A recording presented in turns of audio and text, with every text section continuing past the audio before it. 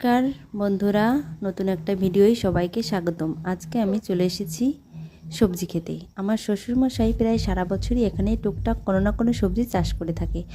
তো এখন যেহেতু শীতকাল, তাই সবজির পরিমাণটা অনেক বেশি আছে। এই যে প্রথমেই ঢুকতে রয়েছে পালং শাক, আর এই যে টমেটো গাছ লাগানো হয়েছে, আর এই যে দেখতে পাচ্ছেন এগুলো সব বাঁধাকপি, ফুলকপি।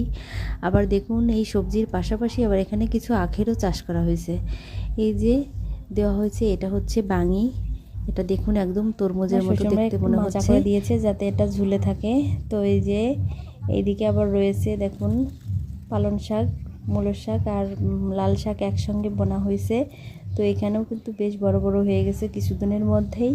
আর এই যে এই পাশটায় রয়েছে সিমের গাছ। এই যে সিমের একটা জাংলা করে দিয়েছে, সেখানে দেখুন সিমের গাছ উঠে গেছে। আর এই পাশে রয়েছে পুঁই শাক, আর ওদিকে রয়েছে চাল কুমড়ো। আর এই